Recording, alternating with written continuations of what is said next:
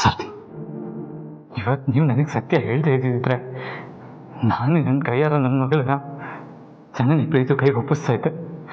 Thanks Sarathi, thank you so much. Sarathi, ಹಾಗೆ sorry, ನಿಮ್ಮನ್ನು ತಪ್ಪು ತಿಳ್ಕೊಂಡು ಬಾಯಿಗೆ ಬಂದಾಗೆಲ್ಲ ಬೈದ್ಬಿಟ್ಟೆ. ಬೇಕಾದ್ರೆ ನನ್ನ ಕೆನ್ನಿಗೆ ಎಡೆ ಹೊಡೆದ್ಬಿಡಿ ಸಾರ್ಥಿ. ಅಯ್ಯೋ, ಎಂತ ಮಾತಾಡ್ತಿದ್ದೀರ ನೀವು? ಸದ್ಯ ದೇವ್ರ ದಯೆ, ಎಲ್ಲಿ ನಿಮ್ಮ ಮಗುಂದು ಗೊತ್ತಾದ್ಮೇಲೂ ಪಾರ್ವತಿ ಥರ ಈ ಮಗುನ ತೊಗೊಂಡು ಜನನಿ ಕೊಟ್ಬಿಡ್ತಿರೋ ಅಂತ ಒಳಗೆ ಭಯ ಆಗ್ತಿತ್ತು. ಸದ್ಯ ನಿಮ್ಮ ಮಗುನ ನಿಮ್ಮ ಮಗುವಾಗೇ ಉಳಿಸ್ಕೊಳ್ಳೋದಕ್ಕೆ ಮನಸ್ಸು ಮಾಡಿದ್ರಲ್ಲ, ಅಷ್ಟು ಸಾಕು.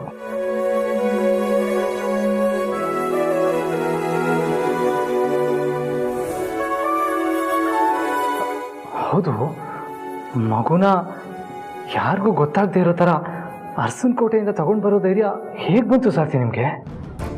ಆ ಸಮಯದಲ್ಲಿ ನನ್ನ ಮಗಳ ತಂದೆಯಾಗಿ ಮಾತ್ರ ಯೋಚನೆ ಮಾಡಿದೆ. ನಿಮ್ಮನ್ನು ಬಾಡಿಗೆ ಮನೆಗೆ ಕಳಿಸೋ ದಿವಸ ಸಾವಿತ್ರಮ್ಮ ಮತ್ತು ದಾಮಿನಿ ಮೇಡಮ್ಮಿಂದ ಆ ಮಗು ಜನನಿದಲ್ಲ, ನಿಮ್ಮ ಪಾರ್ವತಿದು ಅಂತ ಗೊತ್ತಾಯಿತು. ಆದರೆ ಆ ಕ್ಷಣದಲ್ಲಿ ಏನು ಮಾಡಬೇಕು ಅಂತ ತೋಚಲಿಲ್ಲ. ನಮ್ಮ ಪಾರ್ವತಿಗೂ ಇದಕ್ಕೆ ಪ್ರಶ್ನೆ ಮಾಡಿದೆ. ಅದಕ್ಕೆ ಅವಳು ಜನನಿ ಪ್ರಾಣ, ಅರಸನಕೋಟೆ ನೆಮ್ಮದಿ ಇರೋದು ಈ ನನ್ನ ಮಗು ಜನನಿ ಮಗುವಾಗಿ ಬೆಳೆದ್ರೆ ಮಾತ್ರ ಅಂದ್ಲು. ಯಾಕೋ ಮನಸ್ಸು ತಡಿಲಿಲ್ಲ. ಅಖಿಲಮ್ಮಂಗೆ ಹೇಳಬೇಕು ಅಂತ ಹೊರಟೆ, ಆದರೆ ಪಾರ್ವತಿ ತಡೆದುಬಿಟ್ಲು. ಯಾವುದೇ ಕಾರಣಕ್ಕೂ ಯಾವ ಕ್ಷಣಕ್ಕೂ ಅತ್ತೆಮ್ಮನಿಗೆ ಈ ಸತ್ಯ ಗೊತ್ತಾಗಬಾರ್ದು ಅಂತ ನನ್ನಿಂದ ಆಣೆ ಮಾಡಿಸ್ಕೊಂಡ್ಳು. ಪಾರ್ವತಿ ಜನನಿ ಮಗುನ ಅತಿಯಾಗಿ ಹಚ್ಕೊಂಡಿದ್ದನ್ನು ಕಂಡು ಪಾರ್ವತಿನ ಕರ್ಕೊಂಡು ಬೇರೆ ಮನೆ ಮಾಡ್ಕೊಂಡು ಹೋಗಿ ಅಂತ ಅಂದಿದ್ದೆ. ಇದು ನಮ್ಮ ಪಾರ್ವತಿದೆ ಮಗು ಅಂತ ಗೊತ್ತಾದ್ಮೇಲೆ ನಮ್ಮ ಪಾರ್ವತಿನೇ ಮಗಳ ರೂಪದಲ್ಲಿ ಬಂದಿರೋ ದೇವತೆ ಅಂತ ಅನ್ನಿಸ್ಬಿಡ್ತು. ಅದಕ್ಕೆ ನೀವು ಬಾಡಿಗೆ ಮನೆ ಮಾಡ್ಕೊಂಡು ಹೋಗೋದನ್ನು ತಡೆದೆ. ನನ್ನ ಮಗಳು ಅರಸನಕೋಟೆ ನೆಮ್ಮದಿಗೋಸ್ಕರ ತಾನು ಹೆತ್ತ ಮಗಳನ್ನ ತ್ಯಾಗ ಮಾಡಿದ್ದಾಳೆ ಅಂದ್ಕೊಂಡು ಕೊಟ್ಟು ಭಾಷೆಗೆ ಕಟ್ಟು ಬಿದ್ದು ಕಷ್ಟಪಟ್ಟು ಸುಮ್ಮನಿದ್ದೆ. ಆದರೆ ಯಾವಾಗ ಆ ರತ್ನವೇಣಿ ನಮ್ಮ ಮನೆಗೆ ಬಂದು ಜನನಿ ಮಗು ನಾಮಕರಣಕ್ಕೆ ನಮ್ಮ ಪಾರ್ವತಿಗೆ ಬರ್ಕೊಡ್ದು ಅಲ್ಲೋ, ನನಗೆ ತಡ್ಕೊಳಕ್ಕಾಗಿಲ್ಲ. ನನ್ನ ಮಗಳ ಮಗು ನಾಮಕರಣಕ್ಕೇನೆ ಅವಳನ್ನು ಬರಬಾರ್ದು ಅಂತ ತಡೆದ್ರೆ ಹೇಗೆ? ನಮ್ಮ ಪಾರ್ವತಿ ತ್ಯಾಗಕ್ಕೆ ಅರ್ಥನೇ ಇಲ್ಲ ಅನಿಸ್ಬಿಡ್ತು ನನಗೆ. ನನ್ನ ಮಗಳಿಗೋಸ್ಕರ ನಾನು ಏನಾದರೂ ಮಾಡಲೇಬೇಕು.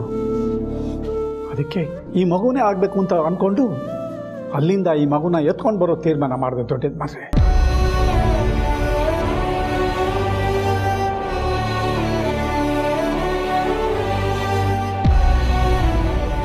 ನೀವೇನೋ ಮಗುನ ನಮ್ಗೆ ಗೊತ್ತಾಗ್ತಿರೋ ಎತ್ಕೊಂಬಂದ್ರಿ, ಆದರೆ CCTV ಫುಟೇಜಸ್ನೆಲ್ಲ ಡಿಲೀಟ್ ಮಾಡಿದ್ಯಾರು?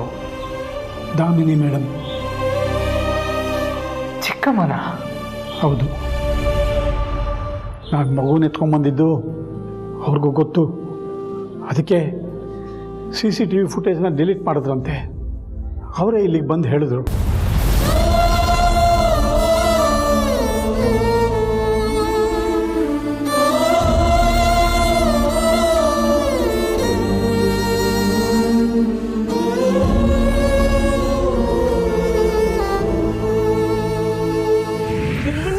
ಇದೆಲ್ಲ ನಾವು ಪಾಪ ಹುಟ್ಟುತ್ತಲ್ಲ ಅವಾಗ ಹಾಕೋದಕ್ಕೆ ಈ ಬಟ್ಟೆ,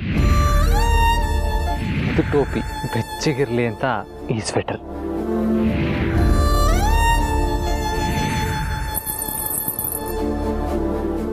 ನಮ್ಮ ಪಾಪು ಪುಟಾಣಿ ಕಾಳಿಗೆ ಈ ಕೆಚ್ಚೆ.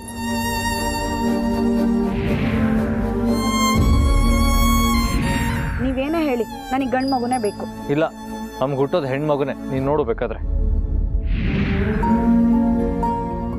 ನೀವಿಬ್ರು ಸೊಸೆಯಂದ್ರಿಗೂ ಹೆರಿಗೆ ಆಯ್ತು ಮ್ಯಾಮ್, ಇಬ್ರಿಗೂ ಹೆಣ್ಮಗು ಆಗಿದೆ.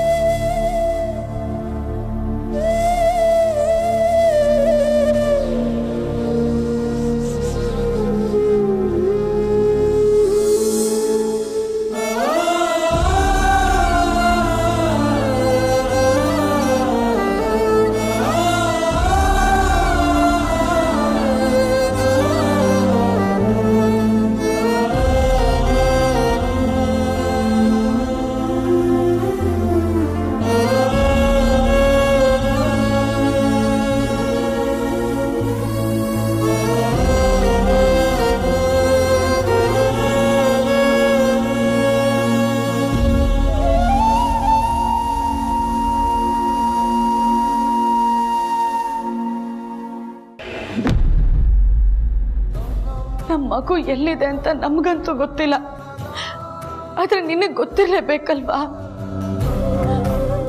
ಅದು ಹೇಗಿದೆ, ಅದು ಸುರಕ್ಷಿತವಾಗಿದೆಯೋ ಇಲ್ವೋ, ನಮ್ಗೇನಾದ್ರೂ ಒಂದು ಸೂಚನೆ ಕೊಡು ದೇವ್ರೆ.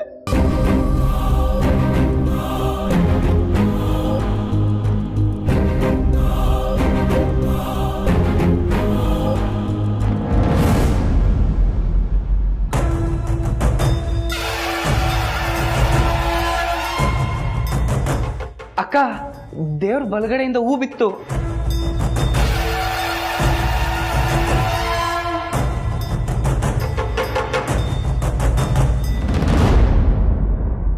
ನನ್ನ ಮಗು ಸುರಕ್ಷಿತವಾಗಿದೆ ಅಂತ ಸೂಚನೆ ಕೊಟ್ಬಿಟ್ಟೆ. ನಾನು ಈಗಲೇ ಹೋಗಿ ಈ ವಿಷಯನ ಅತ್ತೆಮ್ಮಗೆ ಜನನಿಗೆ ತಿಳಿಸ್ಬೇಕು. ಅಕ್ಕ, ಮೊದಲು ಆದಿ ಬಾವಂಗೇಳು. ಹಾ, ಹೌದೌದು. ಪಾಪ ಯಜಮಾನ್ರು ಮಗು ಸಿಕ್ತು ಅಂತ ಹೇಳಿದಾಗ ನಾವೆಲ್ಲರೂ ಖುಷಿಯಿಂದ ಕಾಯ್ತಾ ಇದ್ವಿ. ಆದರೆ ಅವ್ರು ನೋಡಿದ್ರೆ ಮನೆಗೆ ಬಂದು ಬೇರೆ ಯಾರ್ದೋ ಮಗುನ ನನ್ನ ಜನನಿ ಮಗು ಅಂದ್ಕೊಂಡೆ ಅಂದಾಗ ನಾವೆಲ್ಲರೂ ನಿರಾಸೆಯಿಂದ ಕುಗ್ಗೋದ್ವಿ. ಅದನ್ನು ನೋಡೋದಕ್ಕಾಗದೆ ಪಾಪ ಯಜಮಾನ್ರು ಮತ್ತೆ ಮಗುನ ಹುಡ್ಕೋದಕ್ಕೆ ಹೋದ್ರು ಅನ್ಸುತ್ತೆ. ದೇವ್ರ ಬಲ್ಗಡೆಯಿಂದ ಹೂ ಬಿತ್ತು ಅನ್ನೋ ವಿಷಯನ ಅವ್ರಿಗೆ ತಿಳಿಸಿದ್ರೆ ಅವ್ರ ಮನ್ಸಿಗೂ ಸಮಾಧಾನ ಆಗುತ್ತೆ, ಮಗುನ ಹುಡ್ಕೋದಕ್ಕೆ ಇನ್ನೂ ಉತ್ಸಾಹ ಬರುತ್ತೆ. ಹಾ, ಈಗಲೇ ಫೋನ್ ಮಾಡ್ತೀನಿ.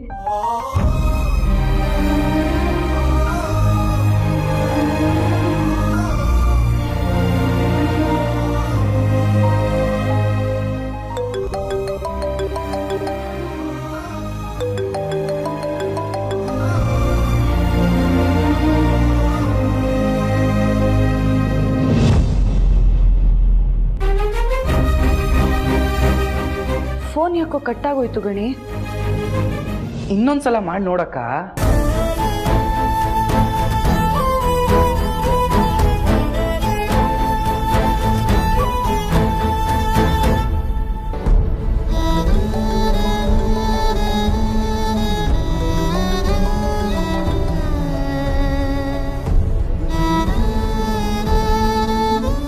ಫೋನ್ ರಿಂಗ್ ಆಯ್ತು, ಆದರೆ ಯಜಮಾನ್ರು ಯಾಕೋ ಫೋನೇ ತೆಗಿಲಿಲ್ಲ. ಪಾಪ ಬಾವ ಬರೀ ಗೈಲ್ ಮನೆಗೆ ಬಂದು ನಾವೆಲ್ಲ ಬೇಜಾರಾಗಿರೋದು ನೋಡಿದ್ರಲ್ಲ, ಎಲ್ಲ ಅಂದ್ಕೊಂಡು ಕೂತಿದ್ದಾರೋ ಏನೋ.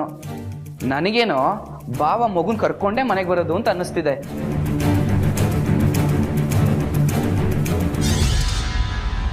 ಆ ಮಗು ಜನನಿದು ಅಂದ್ಕೊಂಡೆ ಹಗಲು ರಾತ್ರಿ ಹುಡುಕ್ತಾ ಇದ್ದಾರೆ. ಇನ್ನು ಕಂದಮ್ಮ ನಮ್ಮದೇ ಅಂತ ಗೊತ್ತಾದರೆ ಅವ್ರಿಗೆ ಹೇಗಾಗ್ಬೇಡ.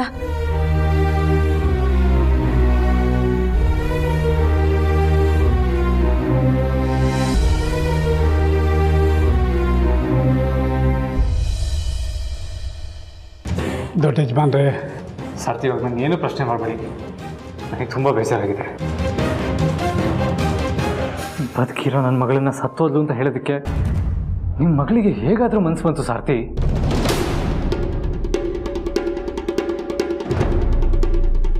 ನನ್ನ ಮಗಳನ್ನ ನಿಮ್ಮ ಮಗಳು ಇನ್ನೊಬ್ಬರಿಗೆ ಹೇಗೆ ಬಿಟ್ಕೊಟ್ರು ಸಾರ್ಥಿ? ಈ ಮಗು ತಂದೆಯಾಗಿ ನಾನಿನ್ನೂ ಬದುಕಿದ್ದೀನಿ. ಹಾಗಿದ್ದು ಅಷ್ಟು ದೊಡ್ಡ ನಿರ್ಧಾರನ ನಿಮ್ಮ ಮಗಳು ಒಬ್ಬಳೆ ಹೇಗೆ ತಗೊಂಡ್ಲು?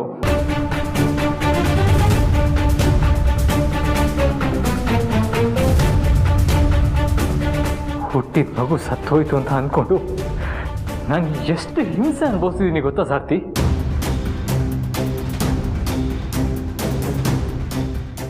ಗೊತ್ತು. ಮೊದಲನೇ ಸತಿ ನನ್ನ ಮಗುನ ಎತ್ಕೊಂಡಾಗ ಹೇಗೆ ಫೀಲ್ ಆಗ್ಬೋದು ಅಂತ ಇಮ್ಯಾಜಿನ್ ಮಾಡಿಕೊಂಡೆ ಸಂಭ್ರಮ ಪಡ್ತಾ ಇದ್ದೆ. ಇನ್ನೇನು ಆ ಕನಸು ನಿಜ ಆಗಬೇಕು ಅನ್ನೋಷ್ಟರಲ್ಲಿ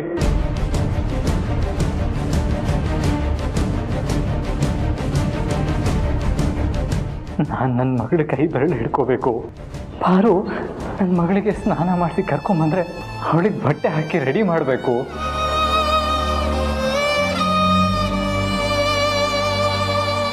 ನನ್ನ ಎದೆಗುಡಲಿ ಭದ್ರವಾಗಿ ಬಚ್ಚಿಟ್ಕೋಬೇಕು. ನನ್ನ ಮಗಳು ನಿದ್ದೆಗಣ್ಣಲು ನನ್ನ ಬೆರಳು ಹಿಡ್ಕೋಬೇಕು.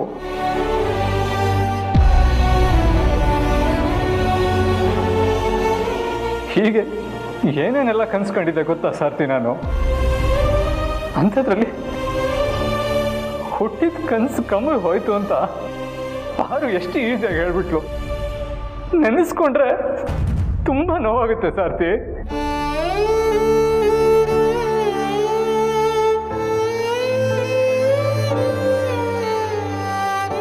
ನನ್ನ ಮಗಳು ನಿಜಕ್ಕೂ ಸತ್ತು ಹೋಗಿದ್ದಾಳೆ ಅಂತ ತಿಳ್ಕೊಂಡು ಒಂದೊಂದು ಕ್ಷಣನೂ ಚಡ್ಪಡಿಸಿದ್ದೀನಿ. ಆದರೆ ಈಗ ನನ್ನ ಮಗಳು ಜೀವಂತವಾಗಿದ್ದಾಳೆ ಅಂತ ಗೊತ್ತಾಗಿದೆ. ಇನ್ಮೇಲೆ ನನಗೆ ಬರೀ ನನ್ನ ಮಗಳು ಮುಖ ನೋಡ್ಕೊಂಡು ಕೂತ್ಕೊಳ್ಳೋದಷ್ಟೇ ಕೆಲಸ.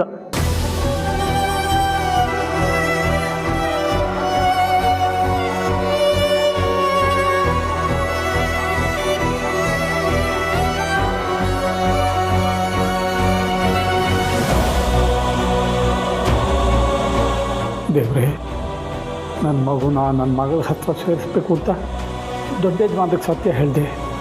ಈಗ ಆ ಸತ್ಯನೇ ನನ್ನ ಮಗಳು ದೊಡ್ಡ ಯಜಮಾನ್ರ ಮಧ್ಯೆ ಅಂತರ ತಂದು ಹಾಕತ್ತಾ?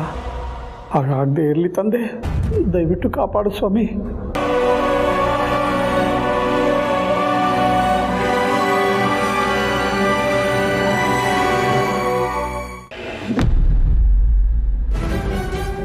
ಜನನಿ, ಪುಟ್ಟ ಧೈರ್ಯ ತಗೊಮ್ಮ, ಮಗು ಸಿಗುತ್ತೆ. ಜನನಿ ಪುಟ್ಟ, ಅಳಿಬೇಡ ಕಂದ.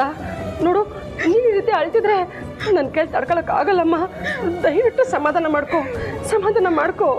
ಆದ್ರೆ ನಾನು ಹೇಗೆ ತಡ್ಕೊಳ್ಳಿ ಚಿಕ್ಕಮ್ಮ? ನನ್ನಿಂದನೂ ತಡ್ಕೊಳ್ಳೋದಿಕ್ಕೆ ಆಗ್ತಿಲ್ಲ. ಆದಿಬಾಬಾಗೆ ಮಗು ಸಿಕ್ತು ಅಂತ ಪಾರ್ವತಿ ಅಕ್ಕ ಹೇಳಿದಾಗ ಇನ್ನೇನು ನನ್ನ ಮಗು ಸಿಕ್ಕೇ ಬಿಡ್ತು, ನನ್ನ ಮಡ್ಲು ಸೇರ್ಬಿಡುತ್ತೇನೋ ಅನ್ನೋಷ್ಟು ಖುಷಿ ಪಟ್ಟಿದ್ದೆ. ಆದ್ರೆ ಕೊನೆಗೆ ಏನಾಯ್ತು? ಬೇರೆ ಯಾವುದೋ ಮಗುನ ನನ್ನ ಮಗು ಅಂತ ಅನ್ಕೊಂಡ್ರು.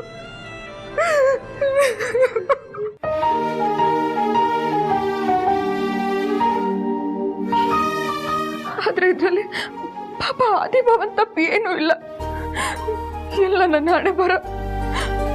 ಆ ಮಗುನ ಹೆತ್ತೆ ಅಷ್ಟೆ. ಆದ್ರೆ ಆ ಮಗು ಜೊತೆ ಸುಖವಾಗಿರೋದನ್ನ ನಾನು ಪಡ್ಕೊಂಡು ಬಂದೇ ಇಲ್ಲ ಅನ್ಸುತ್ತೆ. ಜನನಿ, ನೀನು ಜಾಣೆ, ಬುದ್ಧಿವಂತೆ, ಧೈರ್ಯವಂತೆ. ನನ್ನ ಮಗು ವಿಷಯದಲ್ಲಿ ನನ್ನ ಧೈರ್ಯವಂತೆ ಅಲ್ಲ ಜನನಿ. ಹಾಗಂತ ಇಷ್ಟೊಂದು ಅಳುತ್ತಾ ಭಯ ಪಟ್ಕೋತಾ ಕೂತ್ರೆ ಇದ್ದಿದ್ದು ಕುಗ್ಗೋಕ್ತಿಯಲ್ಲಮ್ಮ. ಯಾವುದೇ ಕ್ಷಣ ಆದ್ರೂ ಮಗು ನಿನ್ ಕೈಗೆ ಬಂದ್ಬಿಡುತ್ತೆ. ನೋಡು, ಆದಿ ಒಂದ್ ಕಡೆ ಹುಡುಕ್ತಾ ಇದ್ದಾನೆ, ಪ್ರೀತು ಇನ್ನೊಂದ್ ಕಡೆ ಹುಡುಕ್ತಾ ಇದ್ದಾನೆ. ಆದಿಗೆ ಒಂದ್ಸಲ ಆದ ಕನ್ಫ್ಯೂಷನ್ ಇನ್ನೊಂದ್ಸಲ ಆಗಲ್ಲಮ್ಮ. ಪೊಲೀಸ್ಗೂ ಕಂಪ್ಲೇಂಟ್ ಕೊಟ್ಟಿದೀವಿ, ಎಲ್ಲರೂ ಪ್ರಯತ್ನ ಪಡ್ತಿದಾರಮ್ಮ. ಮಗು ಸಿಗುತ್ತೆ. ಧೈರ್ಯವಾಗಿರು ಕಂದ, ಅಳ್ಬೇಡಮ್ಮ.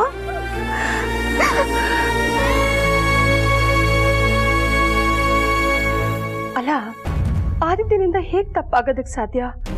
ಅವನ್ ಹೇಗ್ ಇನ್ಯಾವುದೋ ಮಗುನ ನೋಡಿ ಜನನಿ ಮಗು ಸಿಕ್ತು ಅಂತ ಹೇಳೋದಕ್ಕೆ ಸಾಧ್ಯ? ಆ ಮಗು ಹೆತ್ತೋರು ಬಂದು ಖಾತ್ರಿ ಮಾಡಿದ್ರು ಅಂದ.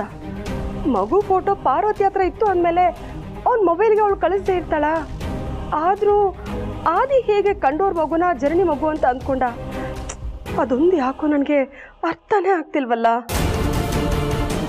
ಜನನಿಗೇನೋ ಧೈರ್ಯ ಹೇಳ್ತಾನೇ ಇದ್ದೀನಿ, ಆದ್ರೆ ನನಗೆ ಒಳಗೊಳಗೆ ಭಯ ಜಾಸ್ತಿ ಆಗ್ತಾ ಇದೆಯಲ್ಲ.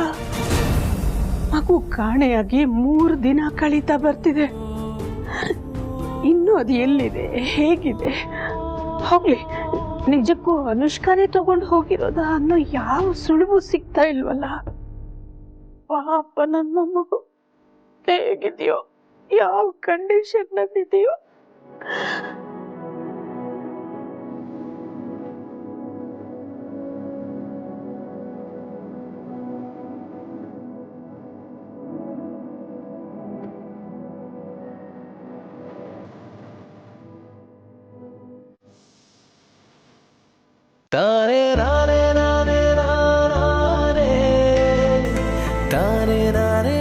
ಮಗುನ ಸಾಕಿ ಬೆಳೆಸೋದ್ರಲ್ಲಿ ಎಷ್ಟು ಆನಂದ ಇದೆ ಅಲ್ವಾ ಸಾರ್ಥಿ?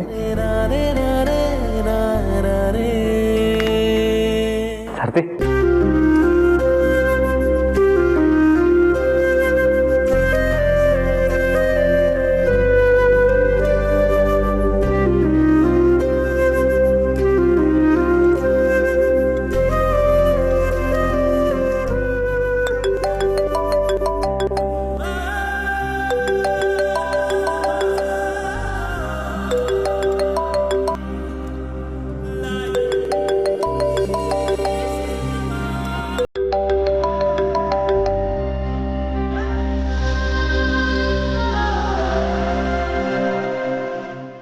ತೆಗಿತಾ ಇಲ್ವಲ್ಲ?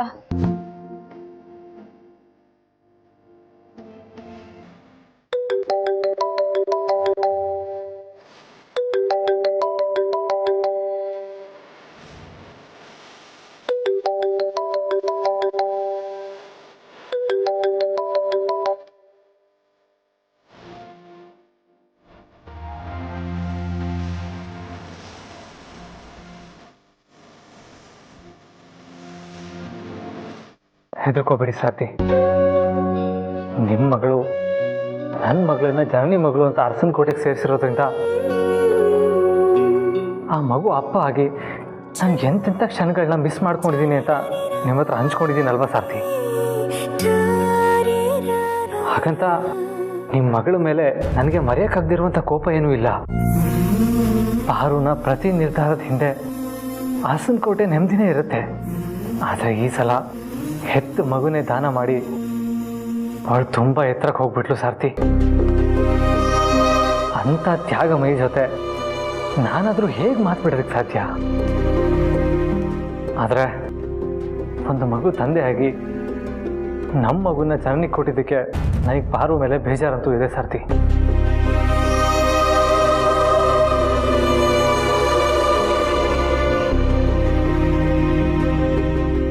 ಆದರೆ ಅವಳು ಗಂಡ ಆಗಿ ಅರಸನ ಕೋಟೆ ಮಗ ಆಗಿ ಅವಳು ಮಾಡಿರೋ ತ್ಯಾಗಕ್ಕೆ ನಾನು ತಲೆ ಬಾಗಲೇಬೇಕು.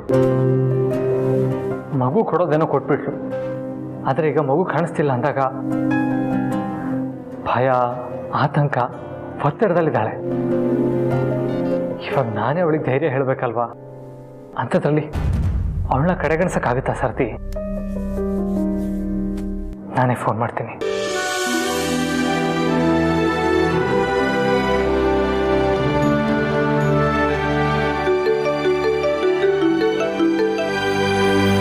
ಹಲೋ ಯಜಮಾನ್ರೆ, ಮಗು ಸಿಕ್ತಾ? ಇಲ್ಲ ಪಾರು, ಹುಡುಕ್ತಾ ಇದ್ದೀನಿ. ಖಂಡಿತ ಇವತ್ತು ಮಗು ಸಿಕ್ಕೇ ಸಿಗುತ್ತೆ ಯಜಮಾನ್ರೆ, ಯೋಚನೆ ಮಾಡಬೇಡಿ.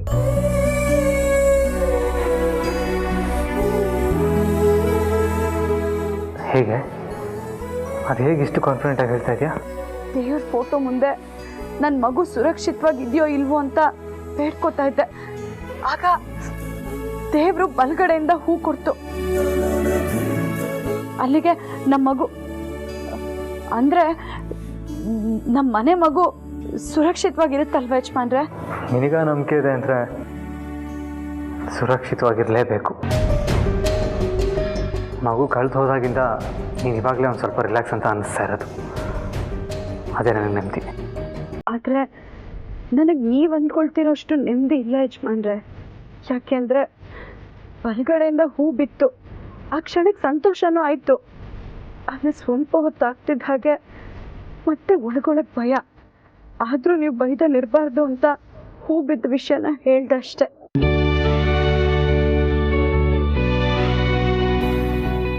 ಪಾರು, ನಾನು ಮಾತಾಡ್ತಾ ಕೇಳಿಸ್ತಾ ಇದೆಯಾ? ಹಾಂ ಯಜಮಾನ್ರೆ, ಕೇಳಿಸ್ತಾ ಇದೆ. ಇವತ್ತು ನಮ್ಮ ಮಗು ಸಿಕ್ಕೇ ಸಿಗುತ್ತಲ್ವಾ?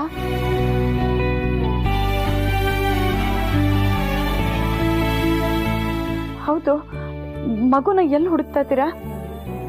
ಇಲ್ಲೇ ಸಿಟಿಯಿಂದ ಹೊರಗಡೆ. ಅಂದ್ರೆ ಅನುಷ್ಕಾ ಮಗುನ ಊರಿಂದ ಆಚೆ ತಗೊಂಡು ಹೋಗಿದ್ದಾಳಂತ ಯಾರಾದ್ರೂ ಏನಾದ್ರು ಹೇಳಿದ್ರಾ? ಇಲ್ಲ, ಹೀಗೆ ಹುಡುಕ್ತಾ ಇದ್ದೀನಿ ಅಷ್ಟೇ. ಹೀಗೆ ಹುಡುಕ್ತಿದ್ದೀನಿ ಅಂದ್ರೆ ಏನ್ ಅರ್ಥ ಯಜಮಾನ್ರೆ? ಈಗ ನೀವೆಲ್ಲಿದ್ದೀರಾ ಹೇಳಿ, ನಾನು ಅಲ್ಲಿಗೆ ಬರ್ತೀನಿ, ಇಬ್ರು ಒಟ್ಟಿಗೆ ಸೇರಿ ಹುಡ್ಕೋಣ.